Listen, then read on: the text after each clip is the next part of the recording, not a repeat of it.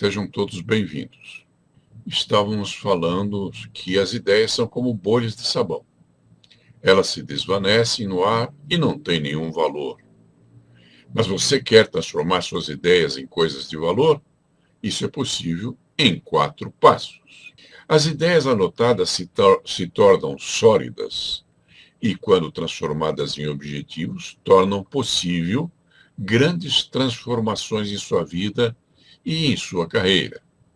Para isso, é exigido 4 passos. Eu já disse isso na última vez que estivemos juntos, mas vamos recordar para introduzir a matéria hoje. O primeiro passo consiste em anotar as ideias. O segundo passo em transformá-las em objetivos. O terceiro passo em dividir o objetivo em pedaços menores, que são chamados de metas. E o quarto passo, agir implementando cada meta na sequência certa. É mais ou menos, eu disse a vocês, como se prepara uma receita de bolo, né?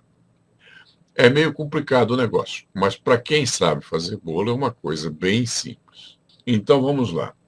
Se você observar como se faz uma receita de bolo, você vai ver que o terceiro passo, que consiste em dividir o objetivo em pedaços menores, chamado metas, torna as coisas mais fáceis.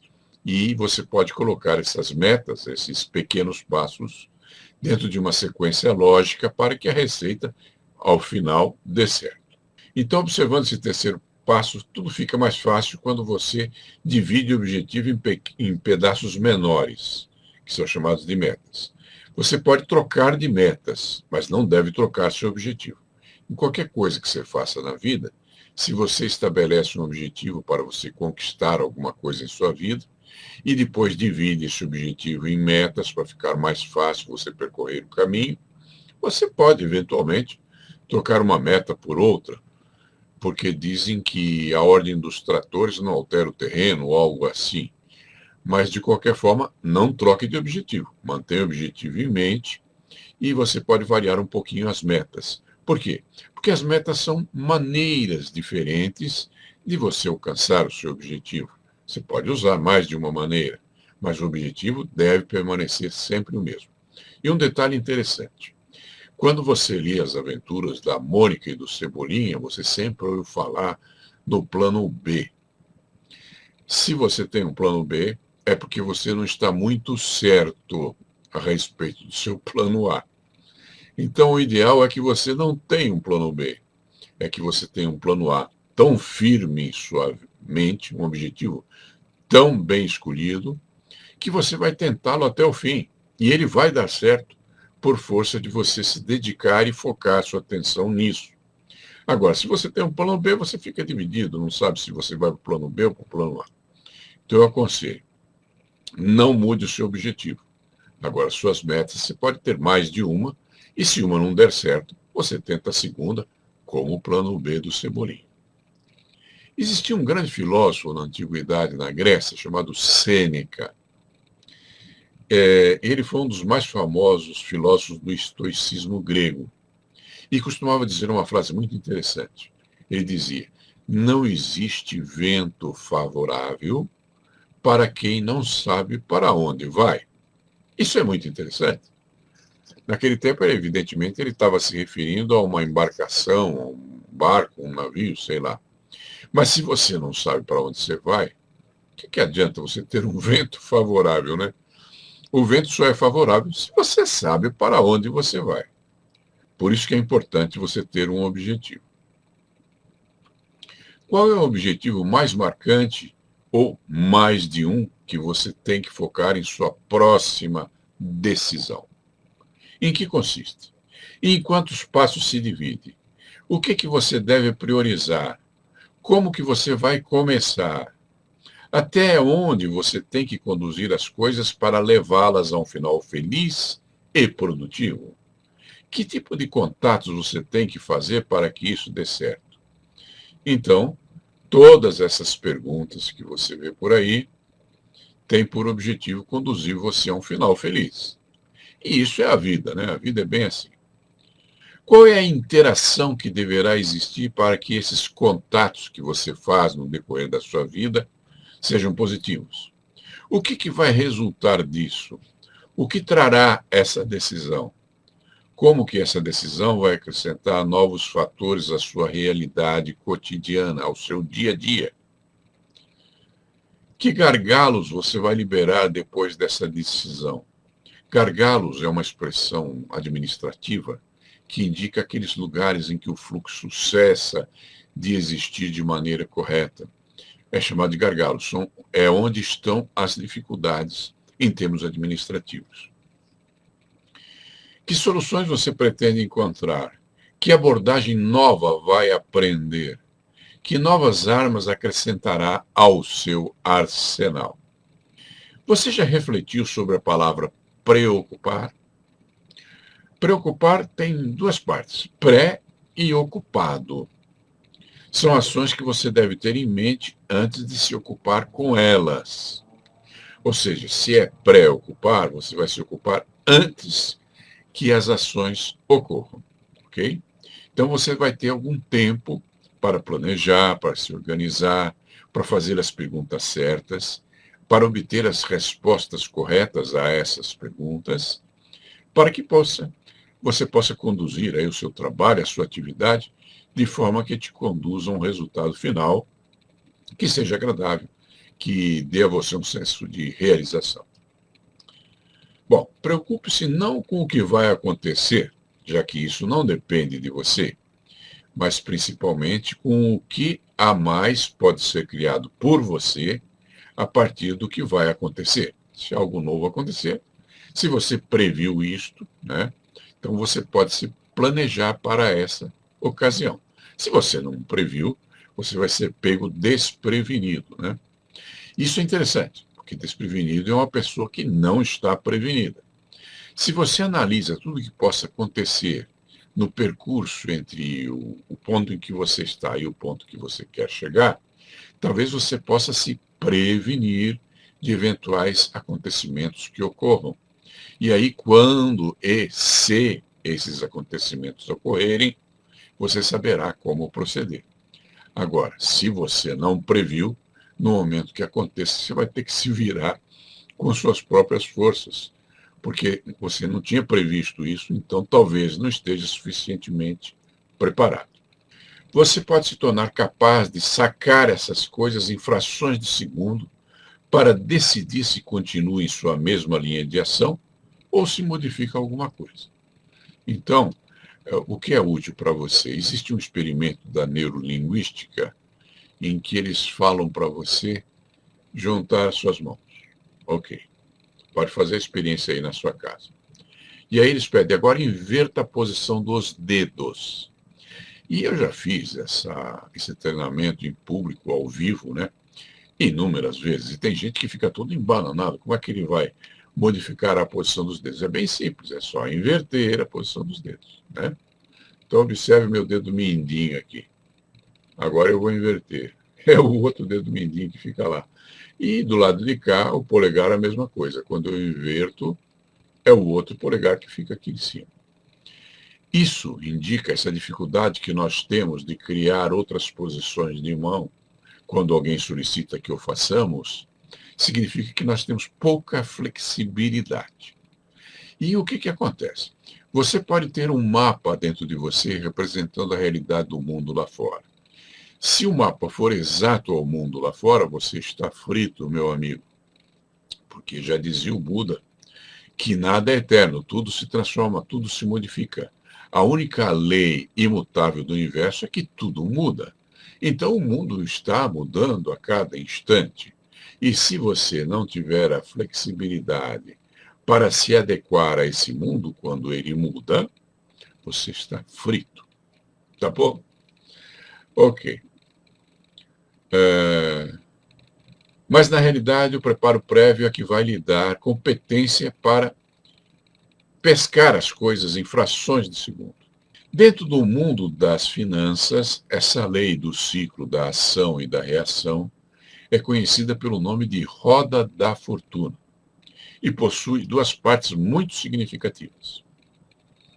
E essas partes significativas e interessantes, quando compreendidas e aplicadas em sua vida, vão dobrar seus rendimentos em poucos meses. E que a vida lhe traga a realização de todos os seus sonhos benéficos e que prossiga aprendendo sobre as leis da vida até que alcance uma transformação significativa em sua existência. E aqui termina a observação desta quinta lei. Agora vamos entrar na sexta lei, que é a lei da semeadura. É uma das leis mais importantes. Procure prestar atenção, porque você vai aprender coisas muito úteis para você. A lei da semeadura, também conhecida como a terceira lei de Newton, é das mais fáceis de serem compreendidas e uma das mais importantes para que você obtenha resultados. Como fica fácil de perceber, esta é a lei da causa e efeito. Portanto, tem tudo a ver com a quinta lei, que é a lei da ação e da reação. Procure observar que todas essas 15 leis que nós estamos estudando têm uma relação bem próxima uma da outra. Uma das leis se relaciona com a outra. Compreender uma facilita você compreender todas as demais. Então, procure se dedicar a compreender uma lei que seja mais difícil para você, relacionando-a com as demais leis, porque há muitos pontos em comum. Há pontos comuns entre as leis da vida. Bom, tudo que se planta se colhe, mas a natureza que faz a semente dar origem a uma planta é extremamente generosa. Um grão de milho pode dar origem a um pé de milho, que produz várias espigas e centenas de grãos. Eu pesquisei quantas espigas produz um pé de milho, e na internet me disseram que a melhor marca atingida por um pé de milho até hoje foi de 6 espigas. Poxa vida, não sei como esse pé de milho continuou em pé com 6 espigas nele. Mas mesmo supondo que seja uma só espiga, eu pesquisei e descobri que cada espiga contém de 500 a 800 grãos. Nossa, isso é muita abundância. Pense, você semeou um grão e se você colher uma só espiga, você está colhendo 500 vezes mais a 800 vezes mais. Então, a lei da semeadura é também a lei da multiplicação. Observe isso. Tudo que você semeia se multiplica, desde que caia em terreno fértil. Então, é justo que você reflita sobre isso e procure fazer ações corretas e éticas, porque colherá outras ações corretas e éticas.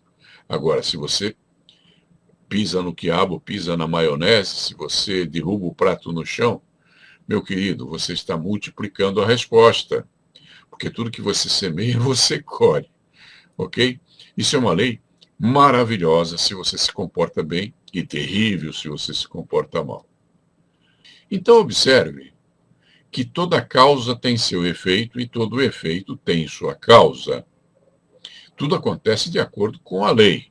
As leis do universo, as leis da natureza são iguais para todos. Elas não fazem acepção de pessoas.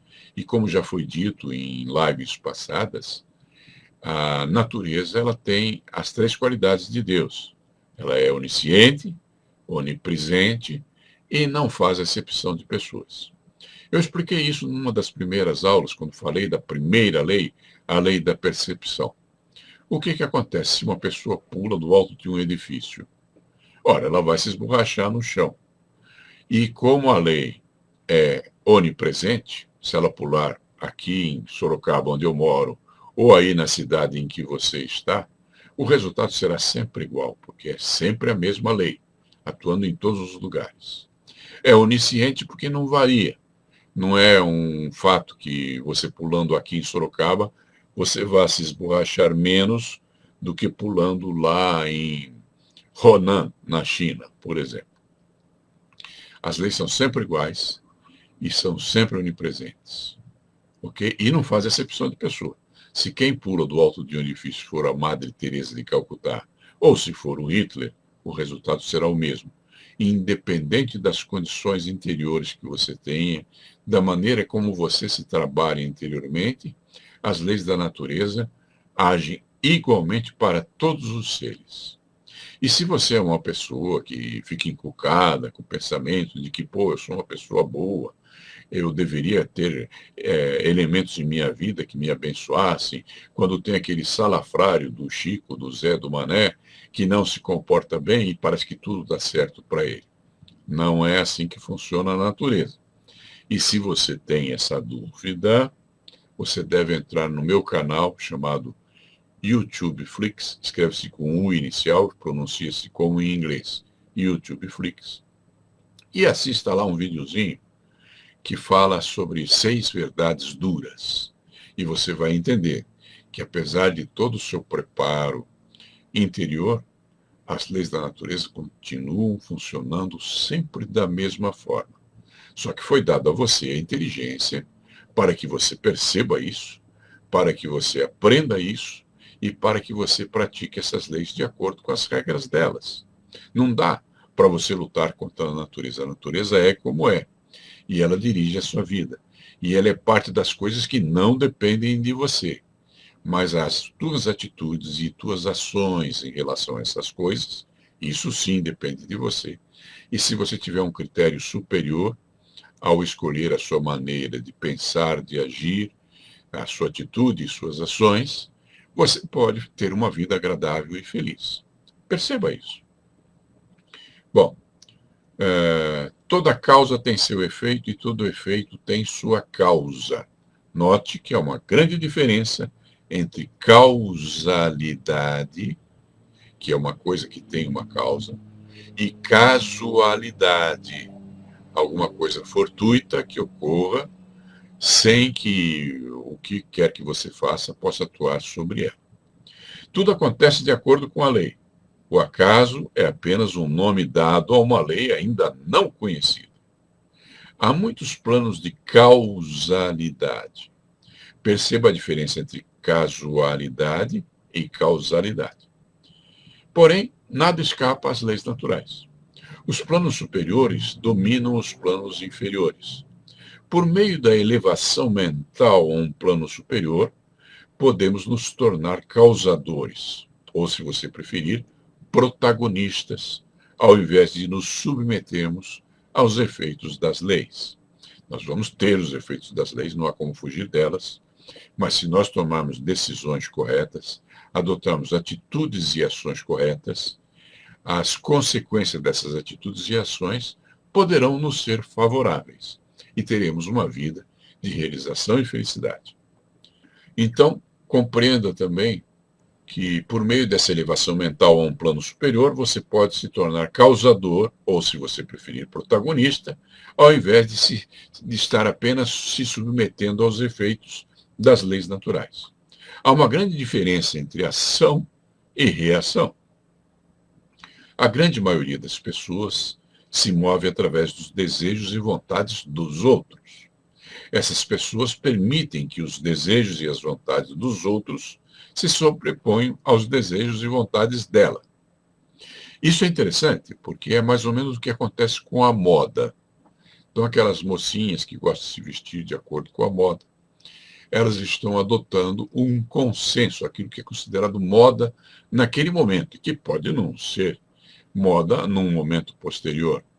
Eu que já vivi alguns anos, eu vi calças bocas de sino, eu vi calças Saint-Tropez e vi um monte de, bom, eu ia dizer bobagens, mas é a moda, né? Então algumas pessoas seguiam essas modas e outras não. Você já ouviu algum barulho quando você está dormindo à noite dentro do armário, você ouve um barulho? Sabe o que é esse barulho? São as roupas caindo de moda. Então, se as roupas vão cair de moda, por que se incomodar com isso, meu Deus do céu? Tem tanta coisa importante para você pensar. Para que se ligar nestas coisas? E agora que está todo mundo de quarentena, eu fico pensando, por que tanta menina comprou batom, como é que chama aqueles negócios? Rouge, sei lá como é que chama essas coisas. Porque agora não tem para quem mostrar essa cara bonita. Então, se você é bonita, fique satisfeita com a sua própria beleza. Porque os outros não vão te ver se você estiver de quarentena. Lamentável. Muito bem. A hereditariedade, a sugestão, os cutucões psicológicos, as provocações emocionais e outras causas exteriores se impõem e, se você permitir, vai reduzir você à condição de peão no tabuleiro de xadrez de sua vida. Então não permita. Você não precisa permitir isso. Você pode ser você mesmo. Você não precisa se deixar levar pela moda, pelos modismos, pelo que os outros pensam, pelos que os outros dizem a teu respeito. Isso não importa. Porque já vimos que a tua reputação não te pertence, já que os outros podem denegrir a sua reputação, falar mal de você, caluniar você. O teu corpo não te pertence, porque se pertencesse, você não morreria e nem envelheceria e ficaria de barbas brancas como eu. O Mário disse, quer dizer que o universo está interligado a nós, tanto para o bem quanto para o mal? Bom, o universo está ligado a nós. Quanto ao bem e o mal, isso pode ser uma questão de opinião, né? O fato é que o universo está ligado a nós. Vou citar, por exemplo, que hoje eu fiquei sabendo que o Brasil estava sendo invadido por uma nuvem de gafanhoto. Só que ao final da tarde eu fiquei sabendo que essa nuvem se desviou para o Uruguai. Então isso ia ser uma aprovação para o pessoal lá do sul, mas foi para o Uruguai, é uma aprovação para os uruguaios. Só que eu tenho um amigo, o Francisco do Urbano, que foi meu aluno e tal, e ele esteve na casa de minha mãe e se recusou a comer abobrinha. Ele disse que não gostava de abobrinha. Só que ele viajou o mundo inteiro, esteve lá na China, no Templo Ronan, o Templo Shaolin, né? E esteve em vários países do mundo. Ele foi campeão mundial de Kung Fu mais de uma vez, né? Disputando em outros países, não aqui no Brasil. E aí o que acontece? Numa dessas ocasiões que ele estava por lá, serviram um salgadinho que ele experimentou e achou uma delícia e gostou tanto que comeu tudo que tinha no prato e pediu mais. E quando ele já estava consumindo o segundo prato, informaram a ele que o que ele estava comendo era gafanhoto. Gafanhoto frito. E ele disse que tem gosto de camarão. Então, veja, aquilo que seria uma aprovação para muitas pessoas, acredito que nem todos gostariam de comer um gafanhoto frito, para o Durbano naquela ocasião, antes que ele soubesse o que estava comendo, foi uma iguaria que ele apreciou bastante, até repetiu. Né?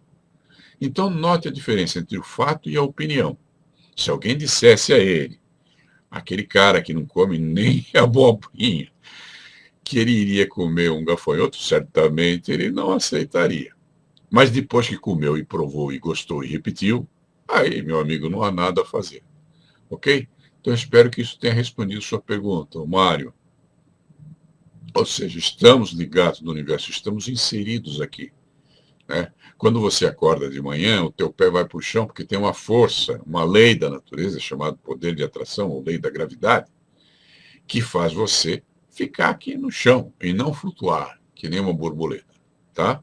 Então, se estamos inseridos no universo, temos que nos sujeitar às leis que regem esse universo, que são as leis da natureza. Agora, se isso é bom ou mal, depende do ponto de vista. O Edson Caetano, ele menciona usar máscara, por exemplo. Né? Nós estamos vivendo aqui uma situação, o Covid-19, e é óbvio que nós temos que aceitar certas regras, né, para poder conviver. Não só usar máscara para nos protegermos, como para proteger as pessoas que convivem conosco. Né? Não sei se você conhece o chupim, que é um pássaro também chamado de pássaro preto, ou engana-ticos. Eu não sabia que ele era chamado de engana-ticos. Mas quando eu fui pesquisar essa lei, pesquisei o nome do tico-tico e pesquisei o pássaro preto e descobri que ele é chamado de engana-ticos. E por que ele é chamado de engana-ticos? Porque esse pássaro é um pássaro parasita. Então ele vai lá no ninho do tico-tico, quando eles saíram para fazer alguma coisa, e ele tira de lá um ovo do tico-tico e põe o ovo dele lá. E quando o tico-tico volta, vê os mesmos ovos que ele tinha ali e cria aqueles ovos como se fossem filhos dele, só que ele está criando o filho do pássaro preto. E por isso que ele se chama engana-ticos. Não é o único parasita da natureza em termos de pássaro. O cuco, por exemplo, também faz isso. Tá? O cuco é menos conhecido aqui, existe mais lá na Europa. Então nós temos os chupins, os enganasticos e os cucos. E existem pessoas que são parasitas sociais também. Não estamos aqui discutindo a moral do enganatico e nem a atitude materna dos pais do tico-tico que vão criar o filho do chupim sem saber que não são filhos deles. Isso não vem ao caso. Mas existem pessoas assim e você tem que conviver com elas. Então, isso é mais uma resposta para o Mário. Ou seja, nós estamos inseridos neste universo. E há pessoas que não se comportam como deveriam se comportar. Não se comportam de maneira adequada. E nós podemos ser vítimas dessas pessoas. Ou, de uma forma desavisada, quando cometemos deslizes no nosso comportamento, cometemos erros, estamos prejudicando alguém também. Então, observar as leis da natureza nos permite perceber melhor o que é útil para o grupo em que vivemos, para o universo em que estamos, para o mundo em que habitamos. E acho interessante aqui mencionar que Jesus deu 3 mandamentos ao ser humano. A maioria só conhece os 2 primeiros, que são os mais famosos. E o segundo desses mandamentos diz: amar ao próximo como a si mesmo. E essas pessoas que não conhecem os 3 mandamentos de Jesus supõem que amar ao próximo é amar a pessoa que eles amam, os filhos deles, o vizinho. Mas esses não são os próximos.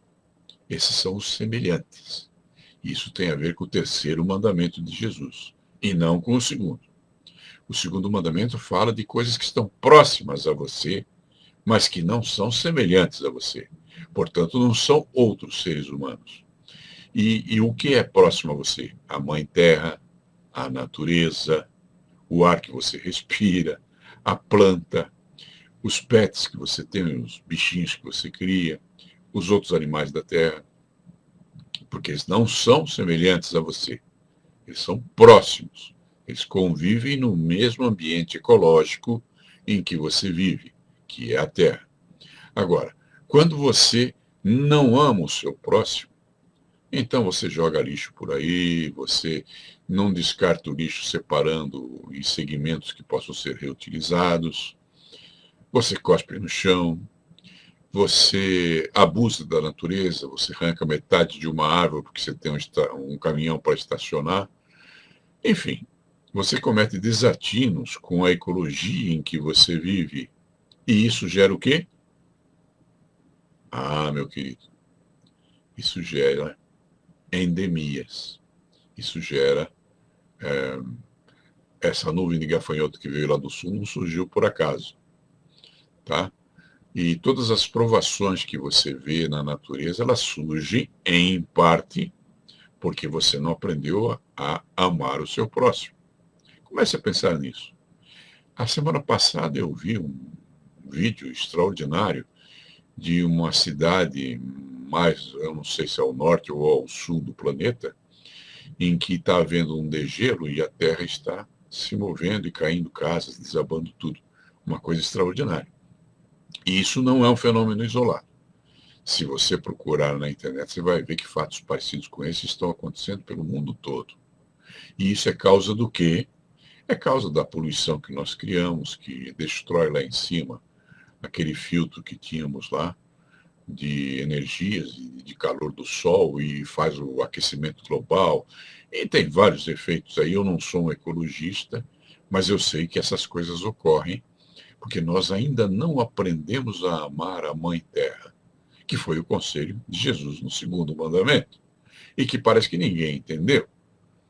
Então, meu querido, primeira coisa a fazer, você tem que respeitar a ecologia de onde você mora, porque tanto o mundo lá fora quanto o mundo dentro de você é regido por regras que são as leis naturais. E se você infringe uma dessas regras, você gera vários tipos de provações, inclusive Covid-19. Tá bom? Claro, eu estou falando genericamente, estou usando o Covid como um exemplo, porque é uma realidade que nós estamos vivenciando. Ok? Mas isso tem a ver com tudo que acontece. Nós não somos ilhas isoladas. Nós vivemos neste mundo inseridos e tudo que fazemos atua sobre esse mundo em que estamos inseridos. Tá bom? Então vamos prosseguir. Apenas aqueles que se elevam mentalmente a um plano superior conseguem dominar seus temperamentos, seu caráter, suas qualidades e seus poderes, tornando-se capazes de se tornarem geradores de força ao invés de peões. Então você tem os comandantes e os comandados. No transformacionalismo nós chamamos isso de capitães e de marujos. Seja qual for o rótulo que você use, a ideia é que nós aplicamos as leis da vida ao invés de sermos apenas instrumentos nas mãos dos outros. Quanto mais consciente você estiver das leis da vida, mais você poderá liderar a sua vida, ao invés de ser comandado pela vontade dos outros. Aquele que age ao invés de apenas reagir é o que nós chamamos de protagonista, é o líder. O acaso nada mais é do que a medida de nossa ignorância, dizia Poincaré, que foi um pensador francês. A semeadura é outro nome para a lei do karma. Tem pessoas que pensam que o karma tem a ver com culpa, mas o karma tem a ver com a semeadura e a colheita, não tem nada a ver com culpa. Toda ação gera consequência, claro. Sempre lembrando que se você se recusar a agir, se você sentar a bunda na cadeira e não estiver disposto a sair de sua zona de conforto, você será vitimado pela vida. E a escolha foi sua, porque tudo está se movendo ao seu redor. E se você não se move junto, não se adequa, não flexibiliza, você será levado pela onda do destino, né? O resto do universo está fazendo alguma coisa. E se você não for capaz de acompanhar o que o universo está fazendo, você será esmagado durante todo esse processo. Você pode ser protagonista ou vítima. Há pessoas que adoram ser vítimas, né? Culpam a tudo e a todos por tudo que lhes acontece. Enquanto essas pessoas não tiverem habilidade de resposta, que é chamado de responsabilidade, elas continuarão culpando os outros. E aí a coisa fica difícil, né? E tem mais, se o culpado é o outro, eu não sou o dono do outro, eu não posso mudar nada. Agora, se o culpado sou eu posso me mudar. Eu posso modificar a mim mesmo, minhas atitudes e minhas ações. E no momento em que eu o faço, eu altero a colheita que vou ter. Porque cada vez que eu faço isso, eu estou semeando. E sabemos que toda semeadura implica em uma colheita. Então você pode ser protagonista ou vítima. A escolha é sua, já que isso é parte daquilo que depende de você. Como eu disse, a lei da semeadura é uma das leis da vida, mas é uma das leis da vida mais importantes, porque multiplica o resultado de seus esforços. Sendo assim, cuidado com o foco de suas ações, pois os resultados serão multiplicados. Se você comete atos não bons ocorrerão com você também. Agora, se você comete atos escolhidos, pensados, atitudes corretas, ações bem feitas, então, se você está se focando no caminho do bem, coisas boas vão lhe acontecer. Percebe como a coisa é bem simples? Muito bem. O Edson menciona uma coisa interessante. Devemos ficar na zona de coragem, que é uma forma de dizer, né, um rótulo, né, a coragem, que você deve tomar atitudes, né? Depende de você. Se você é responsável, as atitudes dependem de você. Tem coisas que não dependem de você. E quanto a essas coisas que não dependem de você, não há o que fazer. Você tem que conviver com elas, como o Mário aprendeu bem hoje, com a pergunta dele. E aí o que acontece? Se diante dos fatos da vida, das leis que regem o universo, você adota atitudes e ações adequadas, a possibilidade de que você tenha um resultado mais agradável é muito maior. E aí nós vamos de encontro ao Edson Caetano. Fiquemos na zona da coragem. Bom, Se você está se dedicando a aplicar em sua vida as leis que está aprendendo aqui comigo, com certeza já está alcançando as coisas que deseja de maneira mais suave, mais leve, mais sadia, pois está aprendendo a fluir com a correnteza da vida e não contra ela, o que torna tudo mais fácil.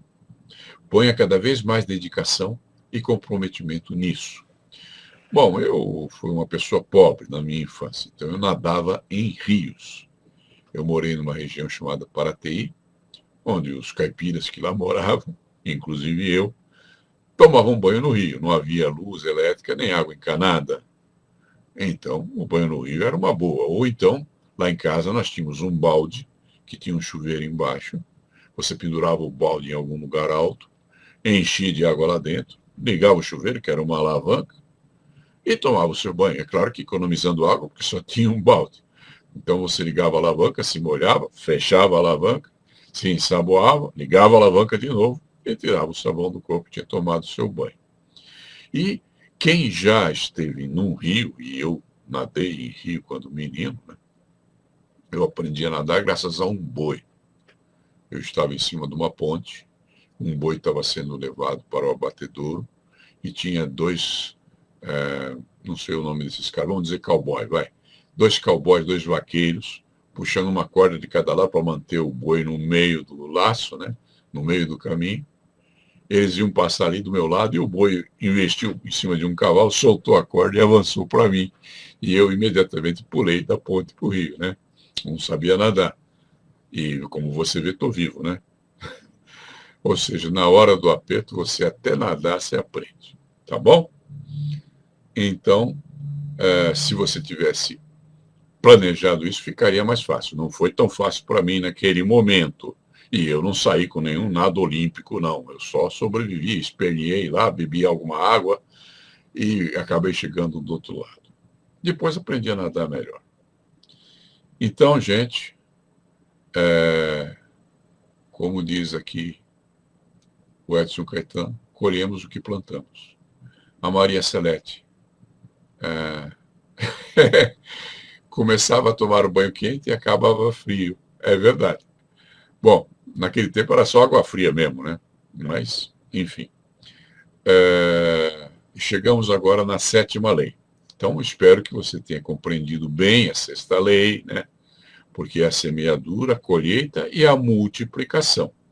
Então, se você usar bem esta lei, você pode transformar a sua vida em uma obra de arte bastante razoável. Né? Se você não compreender essa lei ou a desconhecer, não haverá como utilizá-la para o bem. Né? Até para o bem ou para o mal, primeiro você tem que conhecer a lei. Tá bom? Então, chegamos à sétima lei. A sétima lei é chamada Lei da Originação Dependente. Ela também recebe o nome de originação interdependente. E em sânscrito, que é de onde se originou essa lei, recebe o nome de Pratitya Samutpada. E o Pratitya Samutpada consiste justamente em perceber que as coisas sempre são geradas a partir de uma dualidade. Essa é a originação dependente. Essa lei foi conhecida no Antigo Egito como a lei do gênero e mostra a você que tudo tem dois lados. Tudo é dual, tudo é dicotômico, tudo é complementar. Dessa lei surgiu um dos mais profundos princípios do budismo e também o símbolo do Tai Chi, que é o Yin e o Yang, que é utilizado no taoísmo. É preciso diferenciar Tai Chi de Tai Chi Chuan. Chuan, em chinês, quer dizer punho. Então, o Tai Chi Chuan é uma arte marcial.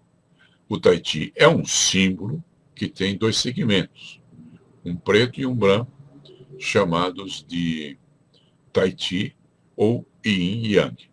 Esse mesmo segmento é usado na Coreia, na bandeira da Coreia, com cores, né? Não só preto e branco. Procure observar que essas leis, como eu disse, elas se relacionam umas com as outras. Nas antigas religiões, os deuses eram duais. Havia o pai e a mãe, como também há a necessidade de ambos na geração da maioria das espécies conhecidas. E dual também são o frio e o calor, a luz e a sombra, o dia e a noite, o amor e o ódio, o alto e o baixo, o gordo e o magro, o macho e a fêmea, e por aí vai. Mas o grande objetivo da lei da geração dependente não é discutir sobre o sexo dos anjos, e sim a necessidade das qualidades para que surjam as coisas, que se manifestem as coisas. Para se manifestar é preciso a dualidade. Não nasce uma criança sem ter o pai e a mãe, tá? E embora a gente saiba que é o giro da Terra que produz o dia e a noite, há dualidade também no dia e na noite. Agora, por exemplo, está escuro lá fora. Eu vim trabalhar hoje às 2 da manhã. Estava muito escuro. Dava para cortar com uma tesoura. Agora até que está um pouco mais claro. Muito bem. Hoje foi um dia de calor aqui em Sorocaba. Não sei se é assim no Brasil todo. Eu soube há pouco tempo que em São Paulo está se armando um tempo mais fechado, né? E, em geral, quando se fecha o tempo lá no sul, esse tempo vem até aqui. Então, se eu sei que está chovendo no sul, eu sei que daqui a algumas horas vai chover aqui também. Então, essa observação da natureza e como ela age, né, nos permite compreender melhor suas leis. E isso nos lança em percepções mais profundas. Vamos examinar algumas dessas percepções mais profundas. As coisas que lhe acontecem não acontecem por acaso. Existe uma causalidade em tudo que acontece. Essas coisas que lhe acontecem podem ter causas externas que não dependam de você, ou ter causas internas que, por dependerem de você, lhe oferecem a oportunidade de prevê-las e estar preparado para lidar com elas. Cito como exemplo as doenças. Você não escapa de ter doenças, de quando em quando. E com a idade isso pode se agravar. Grande parte das doenças tem causas externas, e nisso não dependem de você. Mas também existem causas internas. E essas causas internas dependem de você. Por exemplo, as escolhas que você faz em termos de alimentação, a quantidade de exercício que você inclui em sua rotina diária, se você mora numa cidade poluída ou se você mora no campo, onde o ar é mais salutar, e por aí vai, né? Na minha família eu não tenho casos de diabetes, mas na família de minha esposa quase todo mundo é diabético. Então isso tem algo a ver com a alimentação, com certos procedimentos que a pessoa adota na sua vida. E é claro que não é só isso. Existem causas externas também. É por isso que existem dois tipos de diabetes, tipo 1 e tipo 2, né? Uma delas você consegue controlar, a outra não. A outra você tem que tomar injeções frequentes, né? A coisa fica difícil. Então, prosseguindo. É útil manter a serenidade para que possa usar os recursos que dependem de você e prever as adversidades que possam ocorrer e como lidar com elas. Se você prever, talvez te ocorra atitudes e ações que você possa fazer que te permitam lidar com essas coisas. E para lidar com as adversidades, é preciso que você reflita sobre elas e como irá reagir a elas em momentos que a adversidade ainda não esteja ocorrendo. Seguindo os princípios de Tartakower que eu citei quando orientei sobre a quinta lei. Tartakower dizia que a gente tem que se dedicar a planejar a nossa estratégia no momento em que ela não seja necessária. No momento em que a estratégia se torna necessária, não há tempo de planejar. Aí você tem que reagir. A arte marcial é mais ou menos assim: você vai treinando o seu corpo e os seus reflexos para situações diferenciadas. E no momento em que essa situação de luta surge, você já tem mais ou menos os reflexos treinados e sabe como você deve proceder. Eu achei muito interessante o Bruce. O Bruce Lee dizia que se você mantiver a perna direita à frente, então o teu adversário sabe que você vai chutar com a perna de trás, a perna esquerda. Se você tiver com a perna esquerda na frente, o chute que virá será da direita. E dizia o Bruce que se você mantivesse sempre a mesma posição, afastando-se e andando para frente, mantendo a mesma perna na frente, você limitaria as armas do teu adversário, porque ele teria que usar sempre aquela perna para chutar. E isso era previsível para você. E o Bruce tinha uma característica interessante. Eu e o Bruce temos 2 pontos em comum. Nós somos míopes. Ele era e eu sou. E eu tenho a mesma altura que o Bruce Lee, 1,67 m. Com a diferença que eu peso 92 quilos e o Bruce pesava 57 quilos. Muito bem. E o que o Bruce fazia quando estava numa luta? Como ele era míope, ele dizia que ele se tornou um grande lutador porque não enxergava bem. Então ele tinha que chegar perto da outra pessoa para poder lutar. Claro que era uma piada dele, ele gostava muito de ter senso de humor. Mas se você gruda na pessoa bem pertinho dela, como ensina o Wing Chun, por exemplo, aí você limita a possibilidade dela usar os pés. Porque você está tão junto dela que não há distância suficiente para isso. E isso te dá um grande ganho em termos estratégicos na luta. E não vou mais falar de Kung Fu hoje. Vocês ficam o tempo todo me cobrando Kung Fu. Eu sou aposentado, sou velho. Deixa isso para os jovens. Tá bom? Existem diferentes tipos de energias. Existem energias ativas e energias passivas. Energias que agem e que reagem. Energias que se complementam e outras que não fazem isso. Existe também o agente e o reagente. Estamos sujeitos a influências externas. Nem sempre somos protagonistas.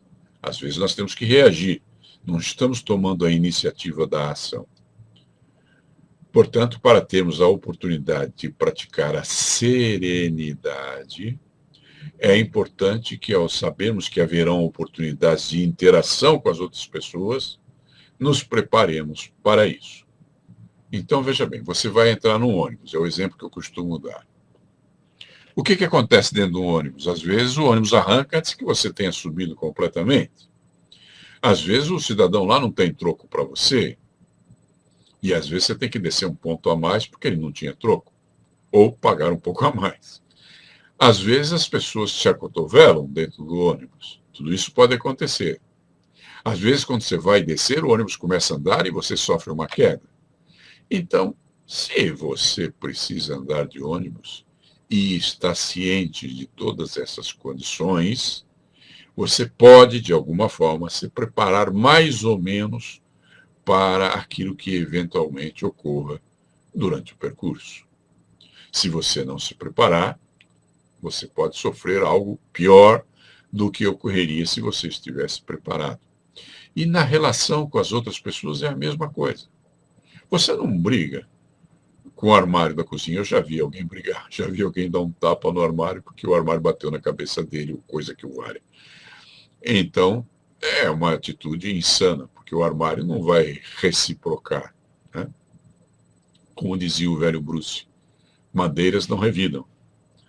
Agora, se você está convivendo com alguém, pode ser que você se irrite, pode ser que você ache que o comportamento dessa pessoa não seja adequado, pode ser que você não tenha muita paciência com essa pessoa.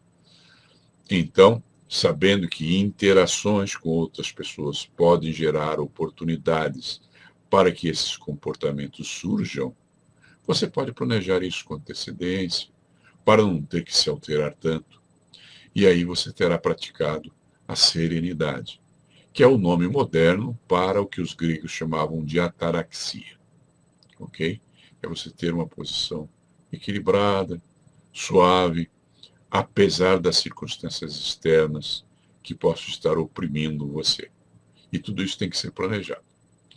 Bom, a originação dependente está em tudo. Tudo tem influências masculinas e femininas. Parece que há algum comentário aqui.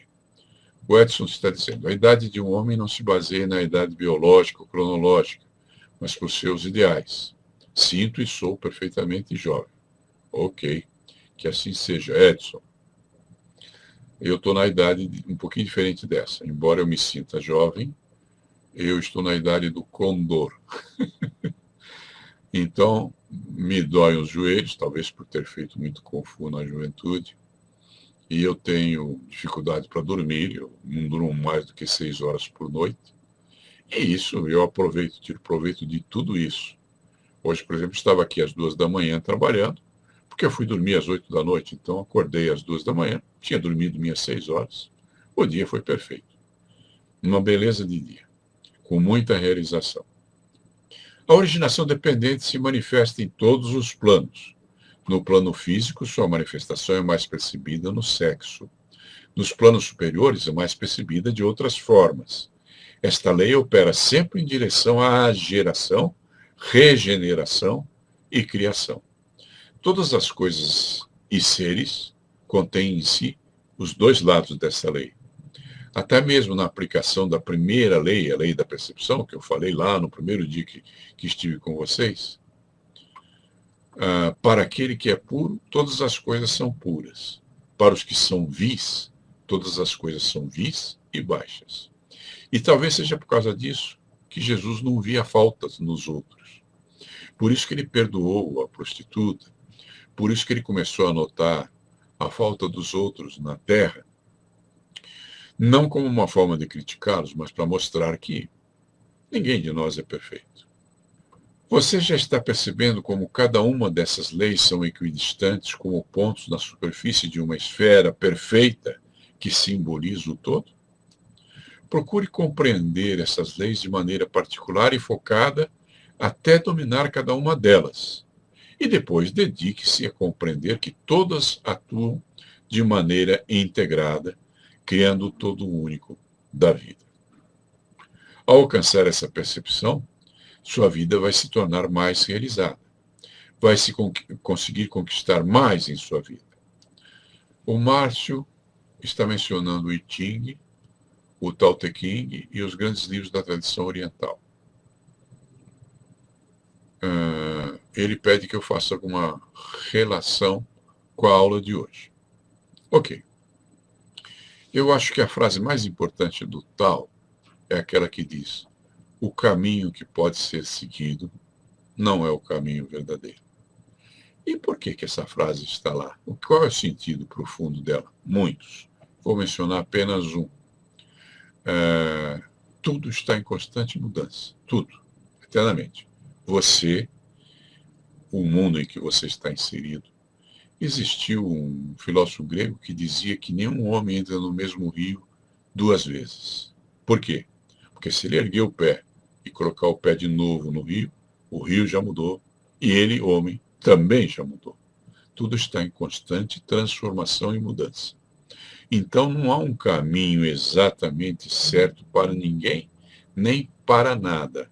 Você tem que ter a tua flexibilidade. E os árabes têm um outro ponto de vista que diz assim: o deserto não tem caminho algum. Então você cria o seu caminho ao caminhar. Tá? E aí você entende o tal um pouquinho melhor.